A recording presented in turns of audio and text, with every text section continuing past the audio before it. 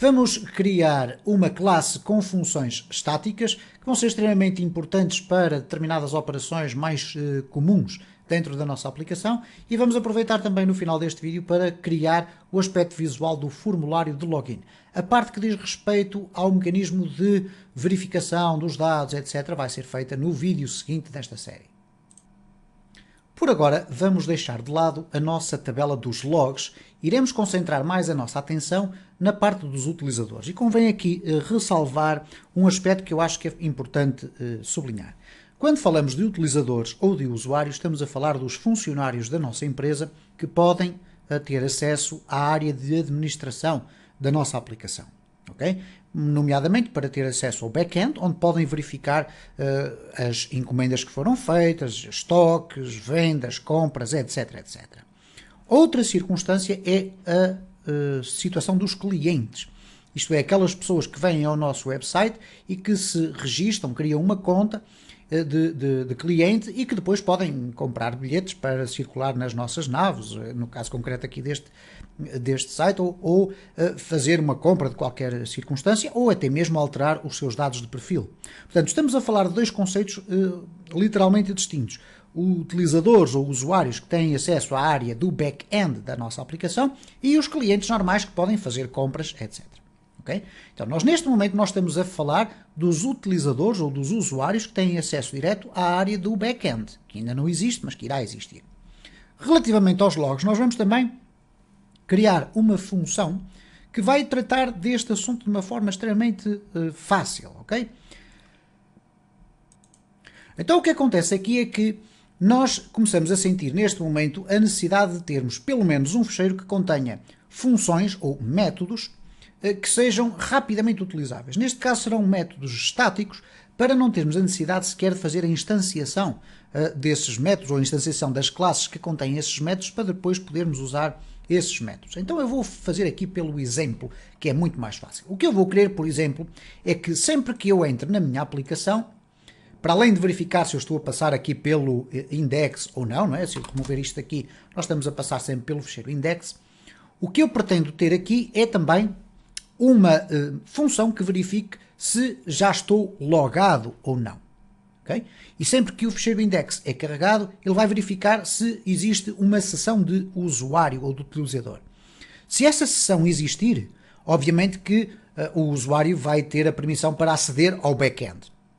Mas se essa sessão não existir, o que lhe vai aparecer é, por exemplo, o quadro do login. Então, nós vamos fazer aqui o seguinte. Vamos criar aqui dentro da pasta inc um ficheiro que eu vou chamar de funções.php. Para este ficheiro, eu vou aproveitar aqui este cabeçalho que aqui está, incluindo com este que me permite verificar se passa ou não pelo index, e vou colocar ali. Ora, este ficheiro vai ser simplesmente isto. Funções estáticas. Ora, funções estáticas porquê? Porque eu não vou ter que fazer uma instanciação de um objeto da classe, que eu vou agora aqui criar, para depois poder utilizar os seus métodos. Então nós vamos ter aqui isto desta forma. Classe, funções, okay, vamos lhe chamar assim, vocês podem lhe chamar outro nome que quiserem. E dentro desta classe funções, o que nós vamos ter então são os métodos estáticos. Okay? Neste caso são métodos que são da função ou da classe funções, mas que nós vamos designar como public static function. Alguns dos métodos que nós iremos criar retornam valores, outros não retornam valores. Eu vou dar um exemplo. Por exemplo, quando nós quisermos guardar um registro no ficheiro de logs, ou na tabela de logs, nós vamos usar uma função estática, onde passamos alguns parâmetros e automaticamente dentro dessa função ele irá guardar no registro de logs. Vocês vão ver como é simples. Primeiro, a primeira função que eu vou colocar aqui é uma que se chama verificar login. Isto é, quando eu executar esta função, ele vai-me devolver um resultado booleano, verdadeiro ou falso, perguntando se um determinado utilizador está ou não está logado na minha aplicação. Eu vou muito rapidamente criar aqui o código, muito simples, e irei pausar o vídeo e regressar e explicar o código que eu introduzi. Ok, eu parei então o vídeo e introduzi aqui pouco código, mas que é o código suficiente para nós podermos controlar a sessão. O que é que ele aqui faz? Neste caso é uma Public Static Function, portanto é uma função que vai ser executada on the fly. Nós colocamos funções, dois pontos, verificar login, e o que ele vai verificar é se existe alguma variável na sessão chamada ID utilizador. O que é que isto quer dizer? Quando eu efetuar um login com sucesso, eu vou automaticamente registar nesta variável global chamada sessão, vou registar uma variável cuja chave se chama ID utilizador e que depois vai ser igual ao ID do utilizador dentro da minha tabela de utilizadores. Neste caso, se essa variável estiver definida, eu vou ter o resultado igual a verdadeiro. Caso contrário, tenho o resultado igual a falso. Então depois, quando eu retorno aqui o resultado, para o local onde for questionada o verificar, eu pus ali verificar, mas é verificar, se eu chamar verificar login e se ele me retornar falso, eu posso então definir se eu quero apresentar o quadro de login ou se eu quero dar a permissão para o utilizador poder entrar na área do back-end, ok? Então, este método vai ser executado sempre que eu, por exemplo, executo a minha aplicação ou sempre que ela passa pelo index. Então, quando nós olhamos aqui para o index, ele vai verificar e vai definir a variável início. Depois vai ter aqui o include once gestor. Ora, nós vamos ter que incluir aqui aquele fecheiro das funções, para que ele passe a ser reconhecido por toda a nossa aplicação. Eu poderia muito bem fazer a verificação de existência ou não da sessão aqui dentro, sem qualquer problema. Mas eu vou fazer o seguinte, eu vou aproveitar o fecheiro das routes e vou aqui abrir o fecheiro das routes, que está aqui, ok? E o que eu vou fazer aqui é verificar se a sessão existe aqui, ok? Porquê? Porque é aqui que eu estou a dizer que o indicador ou o índice, vamos lhe chamar assim, que vai determinar como é que vai ser apresentada a minha aplicação, está definido aqui, é o A. E o A, por defeito, vai ser definido como sendo o início, ok? Como se fosse uma página inicial. Mas, na prática, o que nós queremos perceber é verificar o login. Okay? Então, verificar o login ou verificar a sessão. E nós vamos colocar aqui o código, eu vou colocar aqui o código, vou pausar o vídeo e colocar aqui o código, para depois explicar como é que ele depois vai atuar nesta sequência de leitura dos procedimentos. Bom, está então criado aqui o código, eu coloquei verificar login e coloquei aqui o seguinte: se é falso a existência de um login, e esta é a forma de nós colocarmos aqui a execução de uma função estática da classe funções, ok? O que vai acontecer aqui é que ele vai verificar se existe um login. Se o login for falso, isto é, se não existir uma variável da sessão chamada ID utilizador, o que é que ele vai dizer? Ok, ao contrário do que era de esperar, onde aqui diz início, o que vai acontecer é que vai aparecer login. Ora, login significa que eu vou poder agora acrescentar aqui uma route, vamos lhe chamar assim, que me vai permitir incluir aqui o fecheiro que contém o formulário de login. Nós vamos então fazer aqui o seguinte, eu vou copiar tudo isto e vamos colocá-lo aqui logo à cabeça, ok? Portanto, o login, e então vamos fazer case login, o que ele vai fazer é executar então um include once, e vamos colocar aqui, por exemplo, users, ok? Barra login.php e depois um break. Ora, o que é que eu estou aqui na prática a dizer? Que eu vou ter que ter aqui uma pasta, da mesma forma que tenho uma para o setup, vou ter que ter aqui uma pasta que vai ser a pasta users, ok? E dentro da pasta users eu vou colocar login.php. Então, login.php será o fecheiro que irá ser executado no caso de não existir sessão. Nós podemos já testar isto, porquê? Porque uma vez que nós não temos uma sessão criada, uma vez que o utilizador não fez o seu login, nós automaticamente vamos ter aqui a nossa route a executar isto. E rigorosamente mais nada. Reparem o que é que vai acontecer aqui. Se eu agora colocar aqui dentro do login simplesmente isto, p aqui, ok, e guardar este fecheiro, ele está guardado, Vamos testar aqui para ver o que é que acontece. Vamos aqui refrescar e cá está. Aparece simplesmente aqui. Portanto, ele detectou que não existe uma sessão criada. Mas agora reparem esta circunstância interessante. Imaginem que eu vou aqui temporariamente, apenas temporariamente, eu vou aqui definir uma sessão, ou melhor, vou criar uma variável na sessão session, id utilizador é igual a 1, por exemplo. Ora, o que é que vai acontecer aqui? Vamos aqui verificar, vamos aqui refrescar e reparem como ele passou imediatamente à frente do quadro de login. Isto é, ele já verificou que existiria uma sessão aberta. E agora há esta coisa extraordinária que é, se eu agora remover isto daqui, vocês dir-me-ão, bom, agora neste momento já não haverá sessão. E vamos aqui verificar o que é que acontece. Ops! Como podem verificar, ele continua a indicar, a registar que existe de facto uma sessão. E isto funciona da seguinte forma. Quando nós estamos a utilizar um browser, a sessão normalmente irá ficar ativa a partir do momento em que for criadas os valores, em que forem criados os valores dentro da sessão, neste caso o ID utilizador, ela só deixará de estar ativa em duas circunstâncias.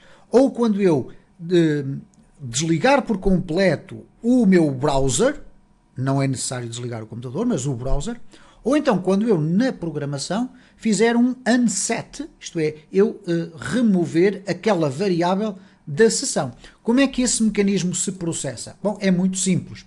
Neste momento vocês podem verificar aqui que eu não tenho aqui nenhuma versão temporária a criar a sessão, mas uma vez que ela já foi criada na anterior execução, por mais que eu refresque aqui, a minha sessão não vai desaparecer.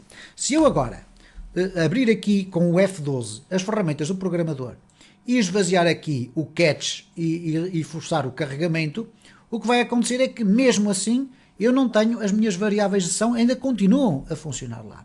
Eu penso que existe inclusive aqui a possibilidade na aplicação, nesta versão aqui vocês podem selecionar a aplicação e limpar a sessão. Deixem-me verificar aqui, porque eu penso que existe aqui Session Storage, ou Application Storage, Application Catch. Eu sei que existe aqui qualquer funcionalidade, que agora não me recordo, para fazer essa limpeza. Eu, de qualquer das formas, o que é que eu posso fazer para resolver esta situação de uma forma muito simples? Bom, eu vou aproveitar aqui o meu fecheiro das funções e vou também criar uma outra função que serve para destruir todas as variáveis da sessão.